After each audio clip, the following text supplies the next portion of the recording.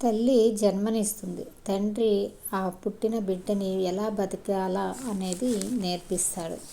అది తండ్రి పెంపకం. దీని గురించి నాకు మంచి నిజమైన సంఘటనను పేపర్లో చదివాను. దాన్ని మీతో పంచుకుందామని ఈ వీడియో చేస్తున్నా.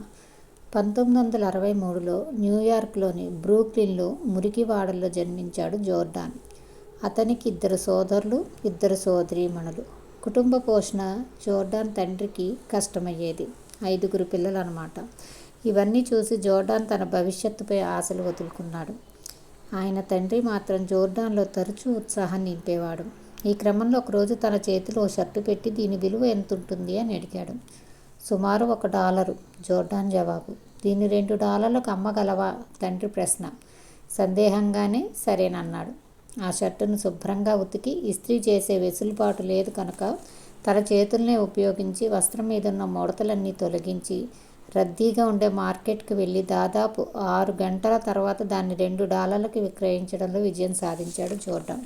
$1 సంపాదించడానికి 6 గంటలు ప్లస్ ఇస్త్రీ చేయకుండా చేతులతో దాన్ని నీట్గా మడతలు తీసి ఉతికి కూడా చేశారు.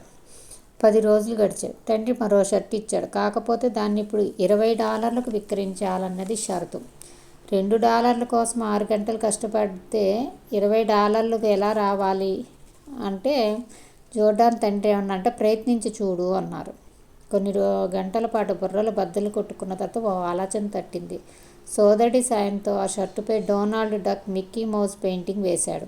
ధనవంతుల పిల్లలు చదివే పాఠశాల సమీపంలో దాన్ని విక్రయించేందుకు తీసుకెళ్ళాడు. ఆకర్షణీయంగా ఉన్న ఆ షర్టుకి $20తో పాటు మరో $5 టిప్పుగా వచ్చాయి. తండ్రి నెలవారీ జీతంతో సమానమైన ఆ సొమ్మునిస్తుండగా మరో షర్టును చేతిలో పెట్టి $200లకు అమ్మమంటూ తండ్రి చెప్పాడు. ఈసారి వెనక్కి తగ్గలేదు, సందేహపడలేదు, నిరుత్సాహపడలేదు జోర్డాన్.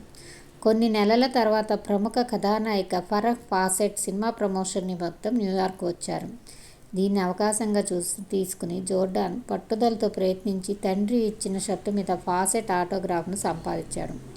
జోర్డాన్ ఆనందానికి అవధుల్లేవు. ఫాసెట్ ఆటోగ్రాఫ్ ఉన్న షర్టు $200 అంటూ కేకలు వేశాడు.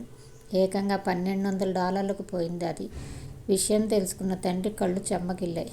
కుమారుడిని ప్రేమగా గుండెకు హత్తుకున్నాడు. ఆ రోజు రాత్రి పక్కనే పడుకున్న తండ్రి ఈ ఘటనల నుంచి ఏం నేర్చుకున్నామని కుమారుడిని ప్రశ్నించారు. మనసుంటే మార్గం ఉంటుంది అన్నాడు జోర్డాన్. ఆ సమాధానాన్ని అంగీకరిస్తూనే $1 విలువ చేస్తుందన్న షర్టు విలువను $1,200లకు పెంచగలిగినప్పుడు మన విలువను పెంచుకోలేమా అని ప్రశ్నించాడు తండ్రి. ఆ మాటలు జోర్డాన్లో స్ఫూర్తి నింపాయి. విలువను పెంచుకునే దిశగా అడుగులు వేసేలా ప్రేరేపించాయి. ఫలితంగా మైఖేల్ జోర్డాన్ పరిచయం. అవసరం లేని బాస్కెట్బాల్ ఆటగాడిగా పేరుగాంచాడు. క్రీడా ప్రపంచంలో ప్రత్యేక చరిత్రను లిఖించాడు. ఇలా జోర్డాన్లో వచ్చిన అవకాశాలను సద్వినియోగం చేసుకునే నైపుణ్యాలు పిల్లల్లో పొందించడం తల్లిదండ్రుల బాధ్యత.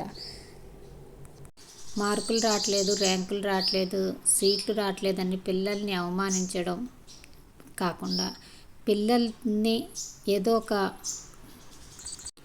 పని అప్పగించి దాంట్లో వాళ్ళు నైపుణ్యం సంపాదించే విధంగా వాళ్ళని ఆలోచించాలి. ఏ విధంగా చేయాలి ఏంటి అని వాళ్ళలో స్ఫూర్తిని నింపి వాళ్ళనే ప్రయత్నించే విధంగా వాళ్ళని ప్రోత్సహించాలి. అలాంటి తండ్రి జోర్డాన్కు ఉండడం అదృష్టం.